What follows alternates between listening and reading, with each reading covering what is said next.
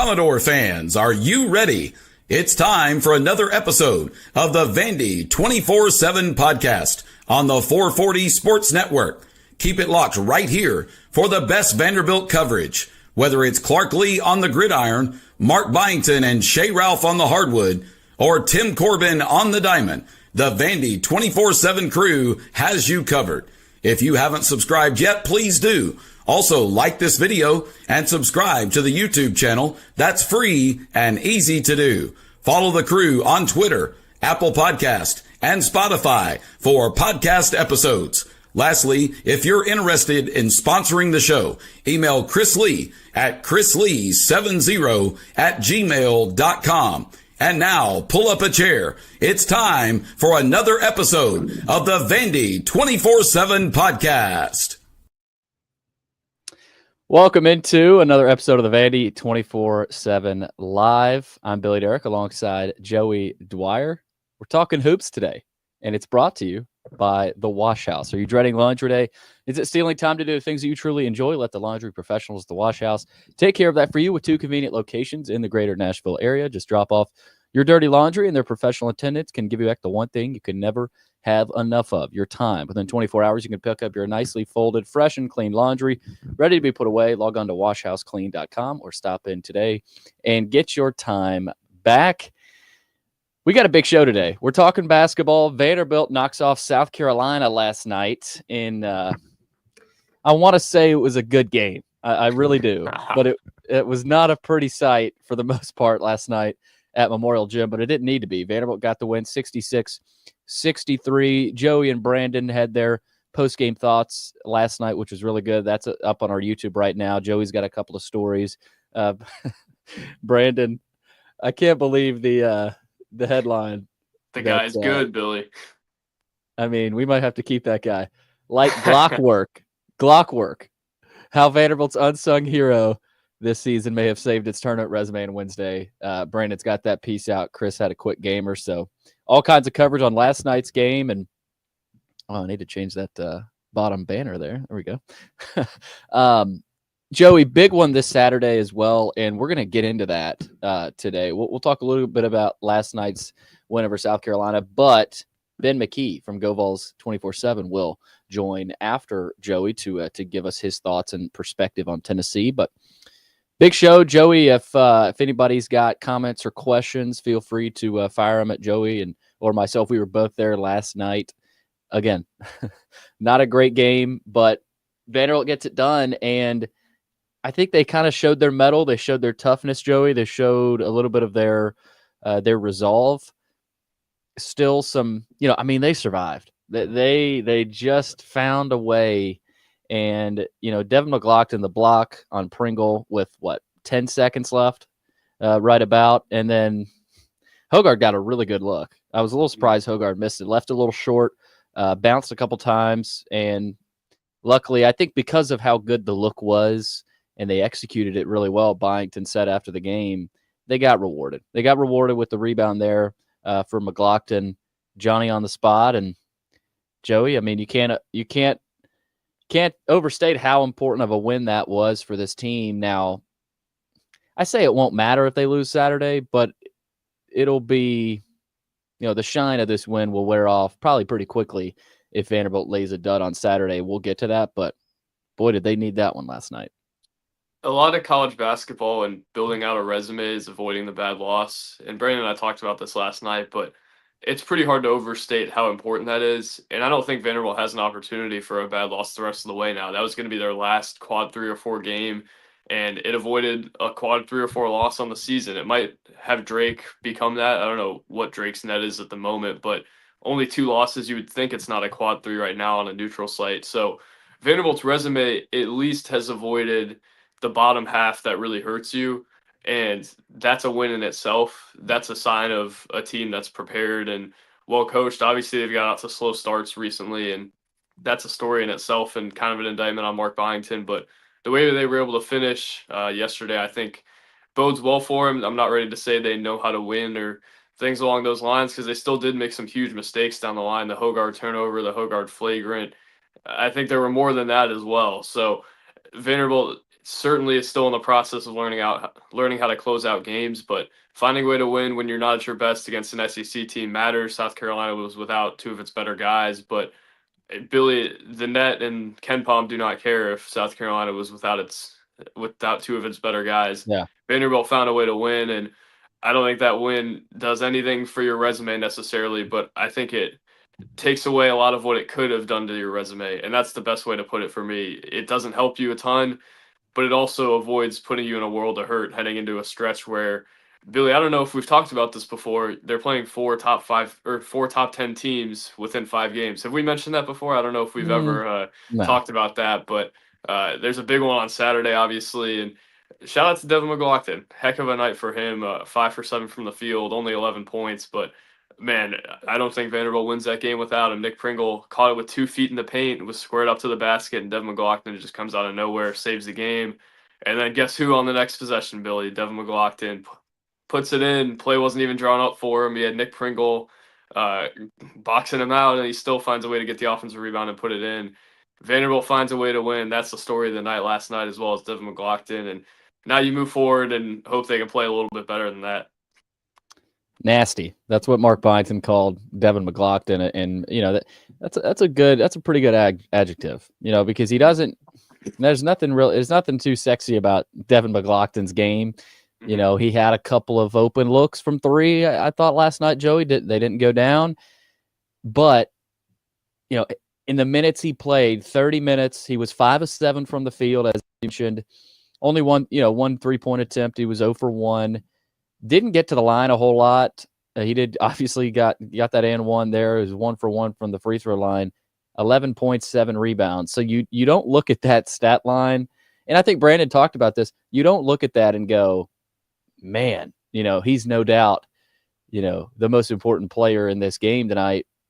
But he was, I mean, he made the dirty plays, and he also, he was good. He held Murray Boyles to not a great night. I mean, he had 14 points. He was 6 of 10 from the field, but Murray Boyles, we came into this one saying, there's potential for him to get 25, maybe even 30. But again, good job by Devin McLaughlin. Jalen Carey, also credit to him on Murray Boyles. But Carey only had 6. You needed at least double digits from McLaughlin there, and you got it. So that leads us into Saturday. And you look at it, and we'll be talking to Coach Byington a little bit later today and get his thoughts on the rivalry. I thought it was interesting. AJ Hogard basically said, I'm treating this like Michigan State, Michigan. We don't like them. They don't like us. And McLaughlin even mentioned the football game. He was there. It was tense. So, and it always is, and even Stackhouse, Joe. Stackhouse had his guys prepared every time they played Tennessee. Obviously, they beat them a couple of years ago at home with the Tyron Lawrence game winner, who, believe it or not, is actually still playing in the SEC. Played against Tennessee last night in a loss. But how do they match up, Joey? And we'll get into this with Ben McKee, who will give us the Tennessee perspective. But I'm really interested to see how this team matches up with a Tennessee team that is physical. They will bully you if they can. And if you let them, it's usually not pretty. And that's what they did to Georgia last night. Billy, I actually don't think they match up terribly with Tennessee. Out of that top tier of the SEC of Florida, Auburn, Tennessee, Alabama, I think they match up probably the best with Tennessee. There's a path against Alabama more than the other two, I think, because Alabama could miss some shots and it's pretty 3-point reliant at times. But Tennessee doesn't have a big that they're going to dump it down to for 15 touches a game who can just expose Jalen Carey and Devin McLaughlin or get him in foul trouble. I thought that was a big story last night, was Carey getting in foul trouble. That's why Murray Boyles was able to do what he did. By the way, Billy, did you see what I sent you? Murray Boyles is ranked the number 12 guy in a mock draft. I couldn't believe that. I couldn't believe it either. I think he's good, but not that good. But besides the point, I do think they match up pretty well with Tennessee. Tennessee turns it over at a more frequent clip than a lot of the SEC teams do. They're 136th in the country in that way. I think the thing to note is Zakai Ziegler is not going to mess up a lot, whereas South Carolina's ball handlers did mess up a lot. I think a lot of their turnovers are non-Zakai Ziegler related. I haven't looked at the numbers on that, but I mean, that's the impression I get. And Vanderbilt, I think, could take advantage of that. I think they can also take advantage of Felix Okpara being more of a modern big who's a pick and roll type big rather than a dump it down, really get after you big. Yeah. Obviously, their defense is a story, and Vanderbilt's going to have to make shots to beat any team like this. Tennessee specifically, because Tennessee, number 4 defense in the country, a lot of length and athleticism on the perimeter, a lot of guys who just really get after it. Zakai Ziegler and Jemai Meshack get after you about as good as anybody in the country, so their guards are going to have to take care of the ball. AJ Hoggard walks in the presser last night, and I think was even stunned at his own amount of turnovers. He walks in, he looks at the paper. This was before it was recording, but I consider it on the record since he's on the podium. He looks at it, he goes, how many times I turn it over? Byington points at the number. Hoggard goes, damn. And then he's like, wait, y'all could hear me? And we heard him. He can't do that again on Saturday. Yeah. Jason Edwards cannot turn it over 3 times on Saturday if they want to win. Those guys have got to be sharper, and they're going to play better defenders than they've probably played in their time at Vanderbilt. But I think Vanderbilt has a path to winning this game if they can make shots, to put it simply. We talked a couple days about the biggest thing for them is just making shots against these teams, and I don't think they're going to get completely exposed defensively against this team. I don't think they're going to get completely pounded on the glass. They might, but I wouldn't expect it to be like last night's number. Vanderbilt's just got to make shots, and it's got a chance to be in this game, Billy. Got a comment here from Bo Sheridan, and I think it's a good one. Any concern about the relationship between Hoggard and Edwards? The rumor mill is that there was some tension between them during some timeouts. Both want their shots. Well, this just in the NIL era and the portal era, this is going to happen. I don't think it's anything serious between these two guys. I think if any, they want their shots. That's a good point. And I saw this exact moment. I don't know if you did, Joey. I didn't say anything about it to you in the press box, but I noticed that. And again, I think the thing about it is, as long as this team's culture and chemistry is fine, and they talked about it later, and everything is okay. There can be tension. There's tension in every locker room, but as long as it doesn't escalate to a consistent problem day in, day out. And Clay adds in here, you could tell there's some friction about Edwards not getting enough shots. They have different games, right? Hoggard is a get into the lane. Not saying Edwards can't get in the lane. Hoggard is a get in the lane, distribute. I mean, he made some really good passes. I know he turned the ball over, but he also had some really good passes and just getting them in their offense. And Edwards is a different type of player. Now, I could see the other side of a couple of times late. Why wasn't Edwards in? Why didn't Edwards get an opportunity there? I can see that. The only thing I'll say here, Joey, I don't think it's serious, but I also don't think it's nothing. It's nothing, right? I think we should still keep an eye on this. I don't know how you feel about that, or if you saw what happened, or if you learned anything about it, but I think it's a good catch by Bo and good catch by the fans that saw that, but I don't think it's anything serious. Yeah, that was my impression as well. I didn't actually see the thing, but I can imagine that something like that would happen. I think one of my worries in the offseason was that they were a little too NIL heavy, and that they weren't like a Tennessee where they were recruiting a certain profile of guy. They were kind of just trying to throw a bunch of guys on a roster. And I think naturally stuff like that is going to happen when you do things like that. I also think you just got to keep it under control. Yeah, and I also think Hoggard and Edwards are still kind of learning how to coexist. Edwards obviously has been the guy for a lot of the season, but at times it's going to have to be Hoggard, and I think they're both going to have to learn to kind of coexist with each other. Like I said, what does help, like you mentioned, is they both have different games, but there's going to be times where Hoggard's going to have to be the guy, and Edwards is going to have to be all right with that. Not that he necessarily isn't, but man, Hoggard is Hoggard. He's going to be able to get in the lane. He's going to have to create for you at times. I think some of those turnovers were just due to him trying to do too much, because that's sometimes what he has to do for this team to succeed. I don't think either of those guys should have to back off of what they want to do offensively, but there's also got to be an understanding, and there certainly could be. I don't know enough about the situation to tell you definitively or not. There certainly could be an understanding that they need both of them to succeed, but I think that's got to be the key here, is acknowledging that Hoggard and Edwards are very important pieces to what they want to do offensively. And if the two of them can't coexist, and if MJ Collins can't coexist with them as well, then they're going to be in some trouble. Those three guys have got to really round into shape as a whole, not only individually, because I think they've all had their moments individually, but there's got to be a game here or there where all three of them are really going. And I'm not super unoptimistic that that's going to happen against a good team, because I do think Hogard and Edwards are reasonable guys. I don't think they're coming in here expecting to get 20 shots a game each. I think it's a lot of just competitiveness at times, and I think that's probably what you saw last night. Edwards is guys got a lot of edge to him, and Hogard certainly does not like to lose either. We've seen him be pretty emotional on the sidelines, and I don't think that means he's a diva or anything along those lines. I think that's been misconstrued over the years with him, but they both care a lot, and I think things like that are going to happen when both guys care a lot. We got Ben McKee in the waiting room from GoVols 24/7. We'll get to him in just a second. Joey, quick answer. Vanderbilt wins Saturday if blank. What are you feeling in there? If it shoots 40% from three and makes 10, and that's way easier said than done against that team. But which they didn't do last night. They weren't even close to doing it. They've got to hold their own on the glass.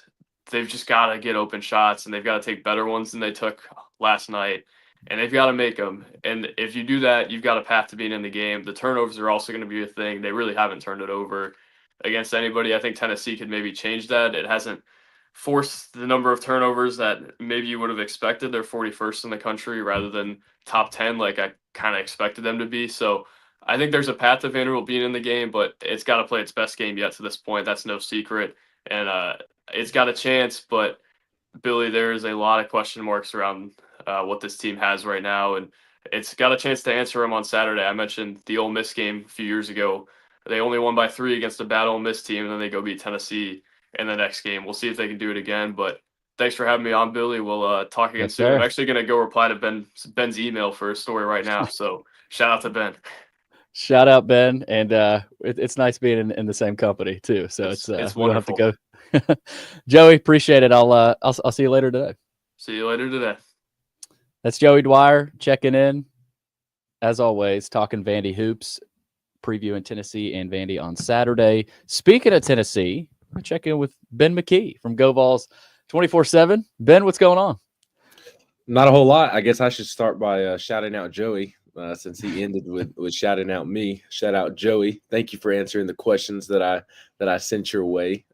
Greatly appreciated, giving us a little insight over here in East Tennessee about the team in the Mid-State, setting up for a fun basketball game on Saturday afternoon. Always is, and Ben, we've talked Tennessee Vandy before. This one feels, there's certain matchups where Tennessee fans are excited, Vandy fans are excited.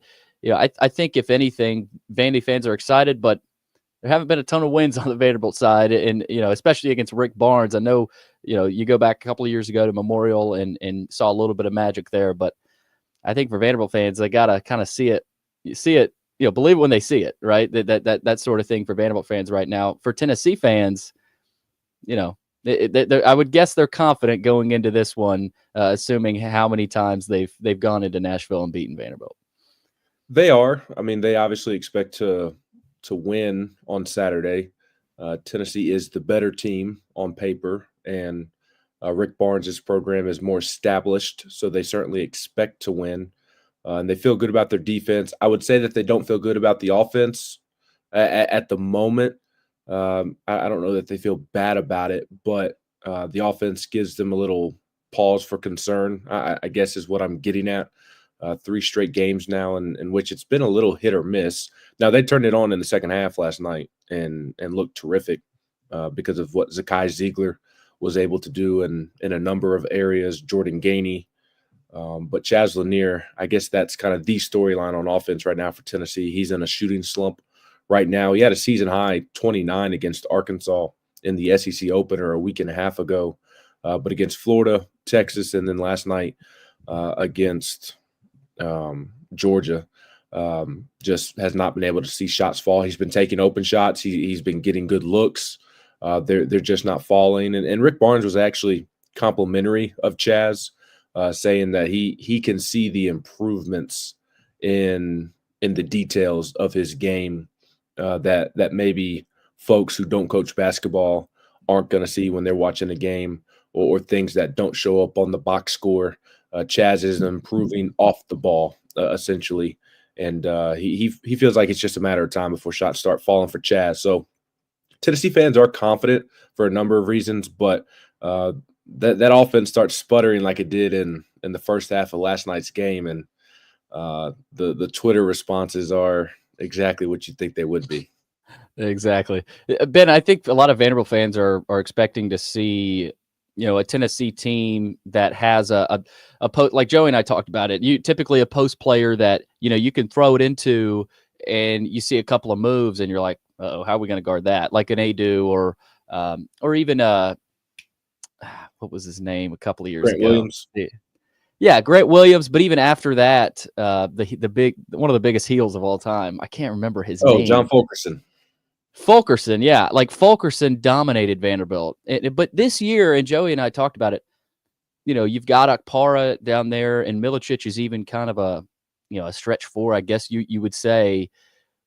Tell us about the post player. I think that could be a matchup to watch. If Vanderbilt can just survive, whether it's on the boards and not getting hounded and dominated where you can throw it in there. Are you with me there that Tennessee may not have the talented post presence, but they still got the rebounding, and they can still bully teams if they want to in the post. I think that post matchup is going to be interesting to watch. We know about the guards with Ziegler and Meshack, and especially Gainey and Lanier, but the post matchup I'm looking at in this one as an important one. Yeah, I mean, I'm with you. That's the big question mark with Tennessee right now. They are receiving a lot of production in the paint from Cade Phillips, Igor Milicic, and Felix Akpara. It's just not a ton of offense, at least in terms of just pure points, especially from Akpara and Phillips. Igor, he's giving them a lot of offense. It looks different than what we've seen in the past. He's not somebody. I mean, he can do it, but he's just so versatile. He's their most versatile four that they've had during the Rick Barnes era. Somebody who can really stretch the floor. He's a true stretch four, as you mentioned. He's a good shooter. His numbers don't really indicate that. He's been in a bit of a slump shooting this season. He's a better shooter than he has shot it. So he can stretch the floor in that regard. He can make mid-range jumpers. He can get to the basket. He's aggressive, physical in getting to the basket, and can finish at the rim. So there is quite a bit of offensive production from him in terms of scoring the basketball. It just looks different than having somebody that they can throw it down to on the block. Yeah. And that's the big talking point right now with Tennessee as kind of the potential concern about this team long term. They do have a guy in JP Estrella, a guy that legitimately picked Tennessee over Duke, one of the best high school prospects in the country when he committed. And he had to deal with a stress fracture in his foot over the summer, didn't heal properly, and then late November, early December had to have season-ending surgery. So that has forced them to force feed Felix Akpara and Cade Phillips a little bit more. Rick Barnes does think that Akpara can give them more offensively in the paint because they've all rebounded terrifically on the offensive glass. I mean, Igor Milicic he's a maniac on the glass. He had 18 rebounds in that Arkansas game, several on the offensive glass. Felix Akpara has played really well these last couple of games. It's just the box score isn't going to look like what Jonas Adu had. Felix and Cade, they're not going to have 14, 16, 18 points a game, somewhere in that area. But what they're going to have is they're going to have more rebounds. They're going to have more blocks. They're going to have more steals. They're going to be more aggressive, be more physical. They're not going to shy away from contact. So Tennessee did lose some production offensively in that regard, but I also think that they gained other things in other areas as well. But that's something that's kind of a work in progress. Again, Rick thinks that Felix is capable of catching it on the block and going into some post moves. I asked them last night what gives him confidence that Felix can give you more points in the paint, and his response was that because he's never been asked to do so. And because of that, people have kind of put him in the box of thinking, oh, Felix, he can't score off of post moves. Rick thinks it's because he's never been asked to do it, not that he's incapable of doing it. So that is something that Tennessee fans are monitoring. I think a lot of people that cover Tennessee are wondering how far can these trio of post players carry them this season? with Tennessee, we know they're physical. We know defensively they're going to get after Vanderbilt. We know if Lanier gets loose and Ziegler, like he hit 4 threes last night that were massive.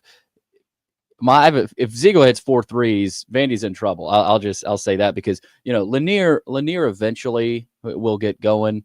Like only had 5 points, and you mentioned how he's been struggling as of late, but he'll get it going eventually. I don't know if it'll be Saturday, but in this game, what are the areas Vanderbilt can have success? Like what's a Tennessee weakness that you could see Vanderbilt exposing potentially? That you could see. Okay, this is why Vanderbilt is in this game late on Saturday.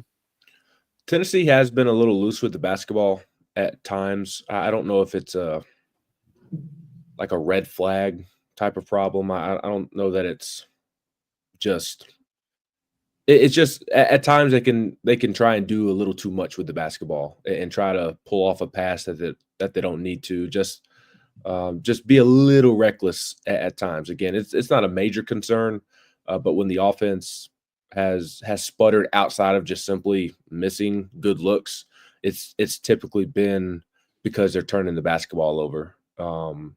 Not at the rate that Georgia is right now. That's really slowing Georgia down when it struggles offensively. But Tennessee has had its moments where turnovers have been an issue. They turned it over a lot in the first half of the Louisville game earlier this season. Louisville was somewhat in the game late in the first half, halftime. They cleaned it up, and then Tennessee ran them out of the gym. At Texas on Saturday, turnovers were an issue in the first half. They cleaned them up. They were able to come back and win that game on Saturday. So turnovers can be a bit of an issue. Just looking at Vandy's KenPom numbers, it looks like they do a good job of forcing turnovers. So that will be an area that I'm circling and paying attention to. And then, of course, even sticking with the post, I mean, that's something that I'm monitoring kind of game to game. Ruben Chinelu, I struggle with his last name. I apologize. But the big man down at Florida, he took it to Tennessee. It was more physical, and they didn't have a ton of answers for him. Alex Condon, that led to him having success as well. So Vandy's bigs can find a way to be more physical with Tennessee, which is a difficult task because Felix Agpara does not shy away. Cade Phillips does not shy away. That they are lighter post players, but they play extremely hard. They play with a lot of physicality as much as they can. But if Vanderbilt can find a way to give those guys some issues down in the paint, then that should give them a good chance as well. I have a feeling Chaz Lanier gets it going.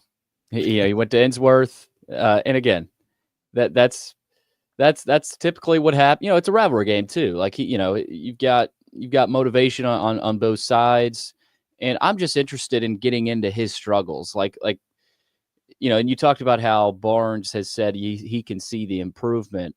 Is this just a blip in the radar for Lanier, or do you think there are some more serious things he's got to work through, and that you've noticed from defenses that have really caused him some issues? Like take me into that and into what you've seen and what the defenses have been doing to him. I think it's really been a lot of self. The shots just haven't been falling. It's a little bit of everything. There is an aspect to shots not falling, and that is something that I should have mentioned as well when you ask about a weakness for Tennessee. I mean, they're a top. I don't know what they are after last night's game. I haven't checked KenPom this morning, but they're a top 25, top 30 offense in terms of efficiency. So it's a good offense, but it does have, every now and then, and this has been the case with Rick's teams at Tennessee over his decade here, is every now and then they just have an absolute stinker where shots are not falling. And part of that is just basketball being basketball. They play so many games that there's going to be a handful of games each year to where you just can't make shots. There's going to be a handful of games to where you can't miss. But it just feels like, I don't know if it's because that's the game that we're paying attention to, covering, watching, whatever, but it just feels like when Tennessee can't make shots, it really cannot make shots. And that's kind of been what's been a little bit of the issue for Chaz, is that to a certain extent, shots just aren't falling. And he's just going through it in that regard. But the big talking point from Rick Barnes to Chaz right now is the way he plays off the ball how aggressive he is, not being lackadaisical. And it's not that Chaz is being lackadaisical in terms of not giving enough effort. He plays hard. He just has a laid-back personality, a very calm demeanor. He does not have Zakai Ziegler's motor, which is not a bad thing, because I don't want people to take that and think, oh, he doesn't play hard. Chaz does play hard. He has a very cool, calm, and collected personality. You can't rattle him.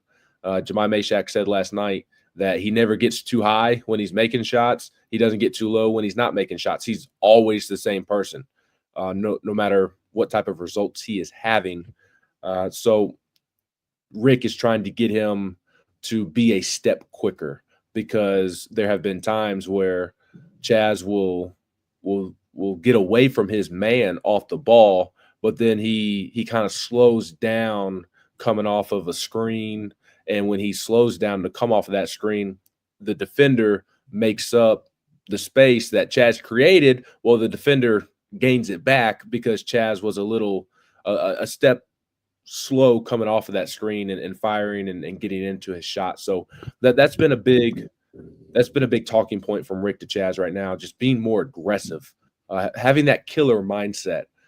Both in Rick wants Chaz to try and get to the basket more. He's capable of doing so. He just doesn't do it as frequently as a guy like Dalton did last season. So Rick's been trying to get him to be more aggressive in that regard. And when I say that Rick talked after the game about seeing the little details being better last night, it's those type of things. His ability to move off the ball, create off the ball, and set himself up for success. He felt like Chaz did that really the best he's done it all season last night. The shots just didn't fall. So it's a little bit of everything for Chaz right now. And you are always kind of waiting on it to click again with a guy like that. And I joked last night after the game, there's nothing better to get you out of a shooting slump than going to Memorial Gymnasium and dealing with all the quirkiness of Memorial Gymnasium back in your hometown.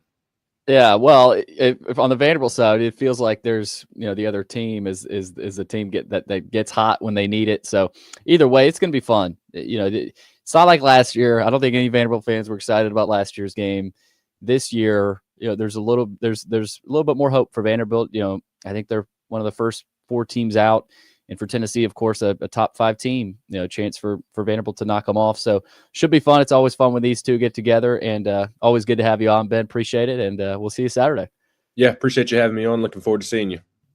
All right. That's Ben McKee closing us out from Go Vols 24/7. Does a great job covering Tennessee, Vanderbilt, and the Vols on Saturday, 2:30 tip off. It'll be on the SEC network is where you can see it. And we'll see what the line is.